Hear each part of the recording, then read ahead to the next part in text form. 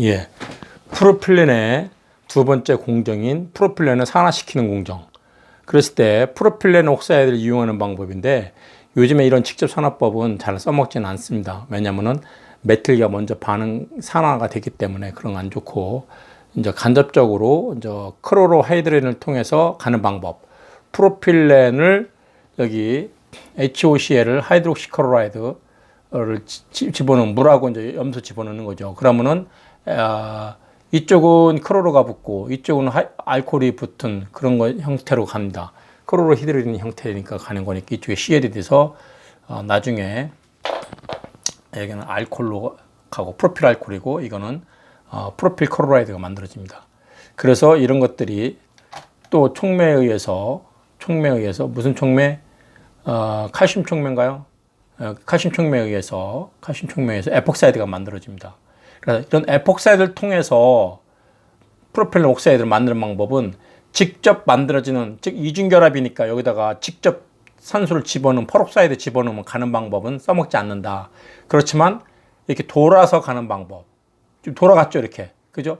여기 CL이 이쪽에 빵 때림을 하면은 이 O에 있는 이중결합, 비공유 전자쌍이 이거 빵 칩니다. 그러면 이게 CL이 떨어져 나가죠. 그러면 여기 이제 고리가 생기는 거예요. 그러니까 프로필렌을 다이렉트로 에피크로로 히드리는 가기에는, 에폭사이드 쪽으로 가기에는 힘들지만 한 바퀴 에피크로로 히드린이죠. 이거 하이드록시크로린이죠. 그렇죠? 이런 식으로 돌아가는 거야. 그러면 이거 O에 OHCl이니까 OHCl이 빵 때리면 CL 떨어져 나가요. 이쪽도 마찬가지로 O가 이쪽으로 빵 때리면은 CL 떨어져 나가요. 그렇죠? 그래서 에폭사이드로 이렇게 만들어지는 프로필렌 옥사이드가 만들어지는 겁니다. 프로필렌 옥사이드 만드는 방법은 직접법은 안 하고 간접법을 통해서 에피크로로 히드로겐을 통해서 간다. 그 얘기입니다. 자, 그러면 또 만드는 방법이 또 다른 간접 방법 어떤 거예요? 이거는 뭐야? 하이드론 퍼옥사이드를 이용하는 방법. 그죠? 퍼옥사이드 이용하는 방법은 프로필렌에다가 이렇게 퍼옥사이드를 이용하면은 원하는 에폭사이드를 만들어진다. 그래서 이 여기에 붙는 알킬기는 벤젠고리가 됐든 뭐가 됐든 톨루엔 계통이죠. 아니면 이런 스피로 화합물을 쓰든가 그건 상관없고, 세 번째 간접적인 방법은 퍼아세테이트를 이용하는 방법. 그러니까 시약을 써서 퍼아세테이트 시약을 이렇게 프로필렌에다가 이건 뭐야? COOO가 더 있죠. 퍼아세틱 애시드인데 얘는 O가 하나 더 있어요. 그래서 퍼애시드예요. 이런 것들로 통해서 가는 방법. 그래서 산화를 저렇게 직접은 안 되지만 간접적인 방법을 통해서 이 프로필렌 옥사이드를 만들 수가 있다. 세 가지 방법을 얘기했어요. 자, 그거 말고 이제 또 두 번째는 프로필렌 글리콜을 만드는 방법. PG라고 그러죠. 이 프로필렌 글리콜은 폴리에스터 만들 때의 중요한, 즉 PET의 중요한 원료이기도 하고 화장품에서 보습제의 원료이기도 합니다. 또 폴리우레탄에서의 원료이기도 하고 상당히 중요한 프로필렌 글리콜은 쓰임새가 많은 거예요. 여기 써있네요. 이런 폴리에스터나 폴리우레탄의 단량체로서, 출발물질로서, 혹은 화장품의 원료로서, 혹은 치약의 원료로서 프로필렌 글리콜이 많이 쓰인다. 이런 프로필렌 옥사이드를 물로 빵 치면 고리가 열려요. 그래서 이런 다이올이 만들어지죠. 나이시널 다이올인데 이런 경우를 프로필렌 글리콜이라고 표시합니다. 매우 화학적으로 원료면에서 중요한 겁니다. 자, 세 번째는 폴리프로필렌 글리콜입니다. 프로필렌 글리콜이에요. 그래서 PPG라고 표시하는데 이것처럼 하나, 둘, 셋이니까 글리세린이죠. 글리세린에 여기 프로필렌 옥사이드를 반응시키면은 이 글리세린에 이런 프로필렌 옥사이드가 붙는 거죠. 그렇죠? 여기 프로필렌이 이제 하나 중합체로서 붙는 거니까 여러분들이 보시면 되고요. 폴리프로필렌 글리콜이 만들어지는 거지. 자, 폴리프로필렌 글리콜 다음에 큰 세 번째로 또 다른 산화법, 즉 아크릴로 나이트릴을 통해서 여러 가지 유도체를 만드는 방법을 보도록 하죠. 이 아크릴로 나이트릴은 쓰임새가 많아요. 왜? 이거 만드는 방법은 프로필렌 글리콜을 산화 반응시키면은 뭐가 돼요? 아크릴 알데하이드가 되지. 그치? 아크릴 알데하이드가 되고, 이 아크릴 알데하이드에 암모니아로 반응시키면은, 이 알데하이드가 깨지면서 이렇게 이민 형태로 변해버리죠. 그쵸? 자, 거기에 또다시 산소를 집어넣으면은, 여기가 그 아크릴로 나이트릴이 만들어집니다. 아크릴로 나이트릴. 자, 이거 유기학에서 나온 메커니즘대로 가는 거고요. 자, 그렇게 만들어지는 아크릴로 나이트릴은 이 쓰임새가 다양합니다. 이게 여러분들의 중요하죠. 아크릴 아마이드로부터 이제 그 아크릴 나이트릴을 만드는 방법인가요? 자, 아크릴 아마이드로부터 구리 촉매에 의해서 아크릴 아마이드죠. 그래서 나중에 이건 아크릴로 나이트릴인데 여기에 물을 집어넣으면은 이 아크릴로 CH 뭐예요? NH2. 그러니까 비닐 나이트릴이 만들어지네. 그쵸? 그 상태에서 여기는 아크릴 나이트릴이네요. 아크릴 나이트릴이라는 표현을 썼는데 아크릴 나이트릴을 통해서 갈 수가 있다는 얘기고, 여기 세 번째로는 그 헥사메틸렌 디아민을 나일론의 원료로서 우리가 쓰는 거죠. 아까 얘기했던 이런 프로필렌을 산화 반응시켜서 아크롤레인을 만들고, 아크롤레인 알데하이드, 이거를 산화 반응시키면 아크릴릭 애시드가 되죠. 아크릴릭 애시드가 되고, 그렇죠? 그 아크릴로 나이트릴은 전기분해 반응에 의해서 두 분자가 합쳐져 갖고 이렇게 아디포나이트릴을 만듭니다. 아디포나이트를 만들어요. 그죠? 하나, 둘, 셋, 네 개가 되고 CN이 있는 거예요. 그러면 이런 아디포나이트릴을 환원 반응시키면은 헥사메틸렌 디아민이 되는 거고, 산화 반응시키면은 아디픽 애시드가 되는 거예요. 그죠? 여긴 안 써있네요. 이거 산화시키면은 여기 COH 그러면은 아디픽 애시드예요. 그러면은 아디픽 애시드하고 헥사메틸렌 디아민하고 중합 반응하면은 나일론 6가 되는 거죠. 6가 되는 거죠. 자, 큰 네 번째로 산화 반응시킬 때 아크릴리산을 만드는 방법. 폴리아크릴릭 애시드는 용도가 다양합니다. 어디 뭐 도료, 접착제, 뭐 플라스틱, 뭐 혹은 고흡수성 뭐 수지 이런 것들 만들 때 애기 기저귀 같은 거 고흡성 수지를 쓰는 거죠. 그런 걸 통해서 기저귀 만들면은 아기가 오줌을 싸도 그게 다 흡수가 되는 그런 용도로 쓰는 거죠. 자, 어떻든 간에 이거 프로필렌에 산소 반응을 시키면은 아크롤레인이 만들어진다 그랬습니다. 그 아크롤레인 산화시키면은 아크릴릭 애시드가 만들어져요. 그죠? 그 아크릴릭 애시드를 갖고서 다음 반응에 이용하면 됩니다. 자, 아까 중요한 반응이 하이드로포밀레이션 반응이 있었어요. 프로필렌의 하이드로포밀레이션 반응을 이용해서 탄소수를 늘리는 반응이에요. 탄소수를 늘리는 반응으로 여러분이 중요한 의미를 가지면 됩니다. 보시는 것처럼 하이드로포밀레이션 반응은 옥수 프로세스라는 표현을 씁니다. 하이드로포밀레이션 혹은 옥수 프로세스라는 말로 쓰는데, 여기는 올레핀보다 탄소가 하나 더 늘어나는 그런 알데하이드를 만드는 것이 특징이에요. 그래서 탄소수를 늘리는 알데하이드다. 그래서 아마 시험 문제가 많이 나옵니다. 하이드로포밀레이션 혹은 옥수 프로세스라는 표현을 쓰는데, 올레핀에다가 일산화탄소를 집어넣고 수소를 집어넣은 다음에 촉매를 쓰면은 뭘 돼가 되냐면 알데하이드가 돼요. 알데하이드가. 근데 그때 탄소수가 늘어나는 거지. 그죠? 그래서 여기 프로필렌을 옥수 프로세스에 의해서 뷰타날을 만드는 거야. 프로필렌은 탄소수가 몇 개예요? 3개인데 뷰타날은 탄소수가 몇 개야? 4개잖아. 무슨 프로세스? 이 옥수 프로세스. 하이드로포밀레이션 반응에 의해서 탄소수가 늘어나는 반응이에요. 아주 중요한 반응이죠. 그런 다음에 이 뷰타날을, 알데하이드를 환원시키면 뷰틸 알코올이 된다는 얘기지. 이거 써있네.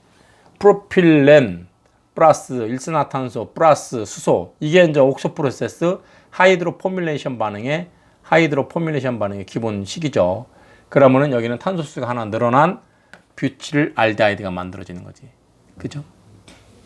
자, 그럼 뷰틸 알데하이드는 뭐 다른 것들과 반응하면서 여러 가지로 변할 수가 있습니다. 변할 수가 있어요. 뭐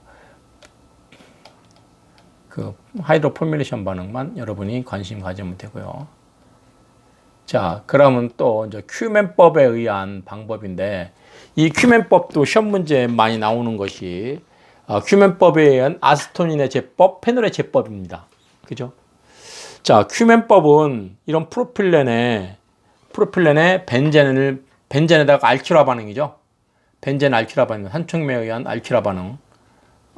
알키라 반응이니까 루이스 산촉매 쓰는 거죠. 그걸 쓰면은 여기에 이제 카보캐다이온이 만들어져 갖고, 그쵸? 왜? 카보캐다이온의 이쪽에 산에 의해 가서 여기가 H가 들어가면 이쪽에 플러스가 되죠. 그럼 플러스는 친자차선 취한 반응에 의해서 일로 들어가죠. 그래서 이렇게 큐멘이 만들어져요. 우리 유기학에서 배운 그대로입니다. 근데 이 큐멘을 옥시데이션 시키면은 이게 중간체예요. 이게 중간체예요. 큐멘 그 하이드로 큐멘인가요? 하이드로 포뮬레이션 된 반응. 여기에 산소가 두 개가 들어가 있는 이게 포인트지. 이게 중간체가 금방 없어지지만 큐멘이고 큐멘 중간체가 만들어져서 하나는 페놀로 떨어지고 하나는 아세톤으로 떨어지는 거예요. 이게 아세톤으로 떨어지는 거예요. 여기가 H가 하나 빵 때리면서 내려오면서 O가 하나 없어지고, 그렇죠? 그러면서 이쪽이 페놀로 가는 거예요. 자, 이 반응이 큐멘 프로세스에 의해서 가는 반응이다. 그래서 페놀과 아세톤이 만들어진다. 그래서 이게 아세톤의 유도체 제법을 용도네요. 이거는 용도를 아까 아세톤의 제법 처음에 앞에서 설명했었어요. 그렇죠? 무슨 방법 프로필렌을 갖다 직접 산화시키는 방법 아니면 수화 반응에 의해서 가는 방법. 지금처럼 큐멘법에 의해서 하는 방법. 아세톤의 제법은 여기는 이제 아세톤 유도체의 용도에 대해서 나왔네요. 그렇죠? 메칠메타 아크릴레이트 같은 경우 MMA, 그럼 PMMA 원료가 PMMA가 뭐냐면은 여러분들 열쇠고리 같은 거 만들 때 투명하게 나오는 것도 다 PMMA 일종이죠. 한편 메칠 이소뷰칠 키톤 MEK 이거 우리 뭐 할 때 배웠어요? 그렇죠. 삼장할 때 배웠죠. 뭐 할 때? 노킹 방지를 배웠죠. 노킹 방지. 그렇죠? 노킹 방지. 아니면 저 도료에서의 그 용매로도 쓰이기도 하고요. 어떻든 간에, 그래서 여기 이제 비스페놀 A 좀 전에 나왔던 거. 비스페놀 A는 에폭시의 원료가 되기도 하고, 폴리카보네이트의 원료가 되기도 하고, 폴리우레탄의 원료가 되기도 해요. 근데 비스페놀 A가 발암물질이에요. 그래서 몸에 좀 안 좋은데, 어떻든 몸에 안 좋은 거 다 조심해서 써야죠. 한편, 의약이나 의약품 성분 중간체들 중에, 많이 나오기도 한다 하는 얘기를 얘기할 수 있고요. 자, 실은 아까 했던 것 중에 페놀의 다른 제법, 페놀의 제법도 이 큐멘법 말고도 또 여러 가지가 있을 수 있는데, 톨루엔을 갖다가 옥시데이션 시키면은 이렇게 페놀이 되고 하나는 CO2 떨어지는 방법도 있다. 페놀의 이거 말고 큐멘 프로세스에서 만드는 방법도 있고요. 그러니까 큐멘 프로세스에 의해서 페놀도 만들고 아세톤을 만드는데, 그럼 아세톤의 제법 세 가지, 큐멘법, 직접산화법, 수화법에 의한 방법. 그러면 페놀의 제법은 큐멘법에 의해서 만드는 방법, 톨루엔은 직접 산화시키는 방법. 이런 식으로 이제 공부를 하면 되죠. 상당히 많습니다. 자, 페놀의 용도는 페놀 아까 쓴 것처럼 비스페놀 A를 만드는 그 원료가 되기도 하죠. 한편 페놀 수지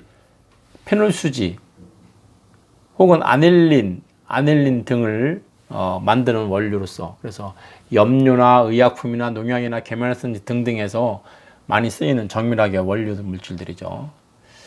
이거 말고 이제 아이소프로필 알코올을 갖다가 하는 방법인데, 이소프로필 알코올을 우리는 황산촉매하에서 만들 수가 있습니다. 이거 프로필렌이에요. 프로필렌은 산촉매에 의해 갖고 아이소프로필, 이건 프로페인이 만들어지는 거고, 그렇죠? 또 하나는 이렇게 아이소프로필 알코올을 통해서 IPA라고 하는데, 용도는 용제나 아세톤이나 아세톤 제조용이나 아니면 가솔린 첨가제로서 많이 쓰일 수 있는 것들이 있습니다. 자, 그리고 여기 아세톤의 제법, 아까 아세톤의 제법, 큐멘법에 의한 방법, 직접 산업법에 의한 방법, 이소프로필 알코올에 대한 탈수 방법, 뭐 여러 가지 따져보면 되죠. 그죠? 여기 써 있는데, 이거는 뭐야? 그 이소프로필 알코올을 그 수소를 빼내는 방법에 의해서 아세톤을 만드는 방법이고, 세 번째는 이소프로필 알코올을 산화시켜서 만드는 방법도 있습니다. 이렇게 이소프로필 알코올을 산화시켜 갖고 가는 방법도 있다. 뭐 그거는 어떤 방법이나 상관없습니다. 프로필렌을 직접 산화시키는 방법, 아까 있었다 그랬죠. 프로필렌을 직접 산화시키는 방법, 그죠? 그것도 쓰는 방법 중에 하나고요. 자, 아세톤도 이거에 대한 용도를, 아세톤 용도를 좀 정리를 하면은, 먼저 첫 번째 MMA 합성할 때 원료로서 쓰여진다. 보면은 여기 아세톤이죠. 아세톤이 HCN을 있는 상태에서 그 한쪽을 HCN을 친핵성 취한 반응에 의해서 집어넣을 수 있죠. 집어넣는 다음에 산에 의해서 이거를 가수분해 시키면은 이렇게 아민기가 들어가는 그런 형태를 만들 수 있습니다. 메칠 메타아크릴알리게이트죠. 메칠 메타아크릴레이트죠. 그죠? 메칠 메타아크릴레이트의 제법입니다. 자, PMA를 만드는 건 뭐야? MMA를 갖다 중합 반응시키면 되지. MMA가 여기가 이중결합이니까 이것이 여기가 사슬이 되고 양쪽은 펜던트가 두 개씩 있는 거지. 그죠? 근데 이제 덩치가 크니까 벌크해갖고 입체적으로 잘 좀 방해를 많이 받겠지.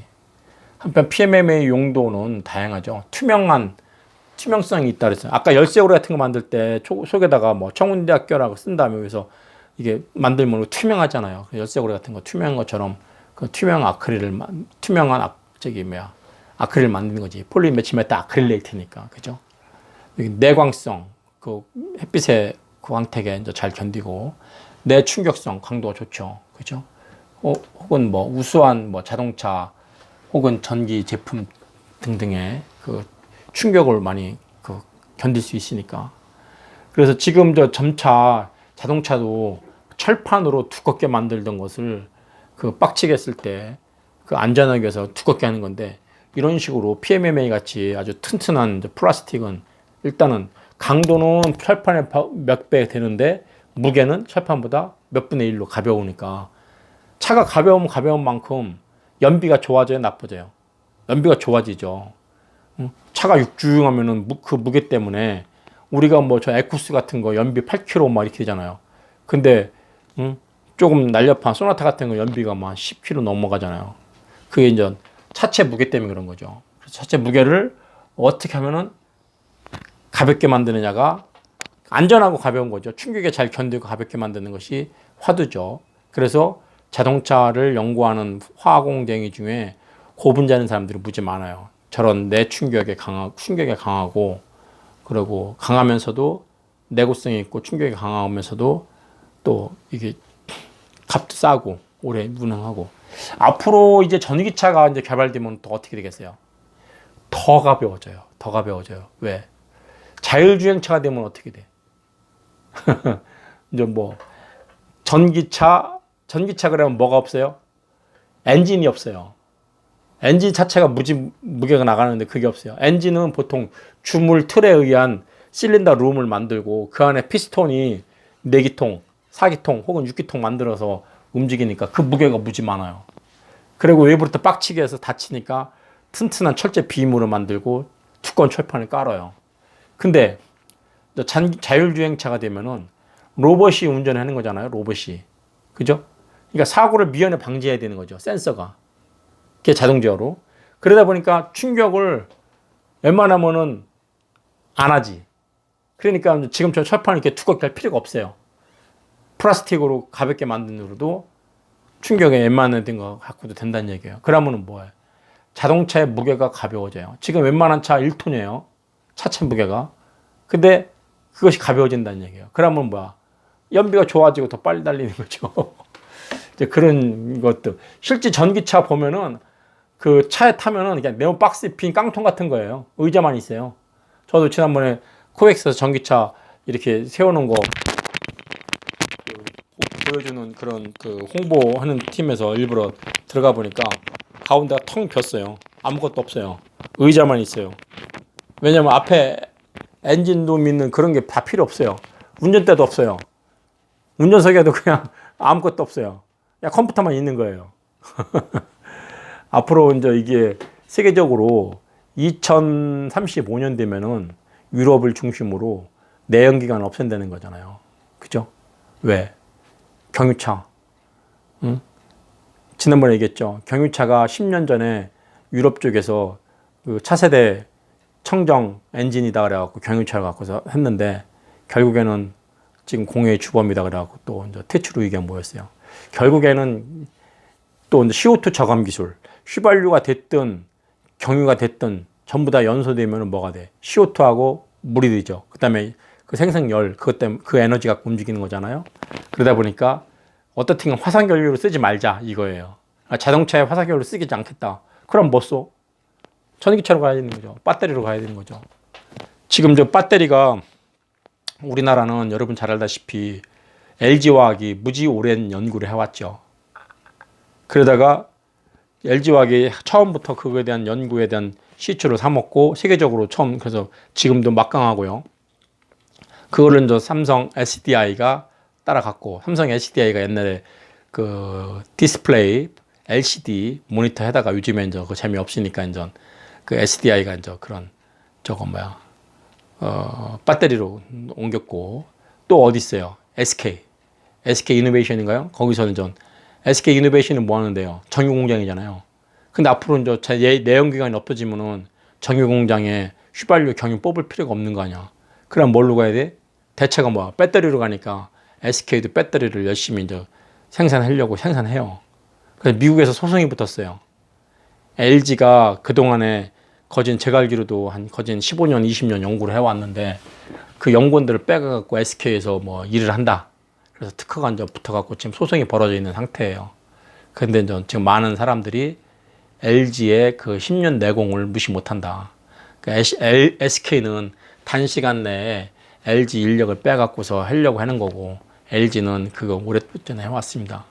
20년 전부터 많이 했어요. 제가 아는 그 조원일 박사 같은 경우도 그 키스티에서 그 배터리 하고 있는데 하여간 지금 뭐 점차 그 외국에서 그 전기차 수요가 커지는 만큼 근데 우리나라 현대차는 전기차를 어떤 식으로 해요? 수소 전기차를 가려고 해요. 우리나라 현대차는.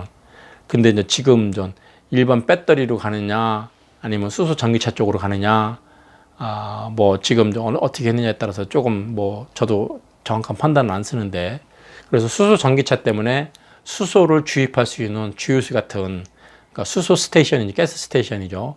그런 걸 설치해야 되는데 현재 우리나라는 시범 사업으로 국회 앞에 있어요. 왜냐하면 그 수소니까 사람들이 폭발의 위험성이 있다고 다들 기피했는데요. 그러니까 이제 국회가 그런 산업을 도와준다는 차원에서 국회 앞에 그 수소 충전소를 만들어 놨어요. 그죠? 워낙 수소 관리를 잘하면 안전한 거죠. 자, 어떻든 간에 지금 현대차는 수소를 통한 배터리, 또 다른 쪽에는 뭐 이렇게 뭐 리튬을 통한 배터리 아니면 무슨 배터리 개발하는데 저도 그쪽에 대한 정리는 아직 덜 돼 있는데 나름대로 여러분들이 차세대에 주목할 만한 거로 관심을 갖는 것도 좋습니다. 자, 이어서 PMMA 아까 얘기대로 뭐 광택스 있으니까 콘택트 렌즈로도 개발하고 있고요. 그냥 광섬유로도 개발하고 이거 우리나라 서울대학교에서도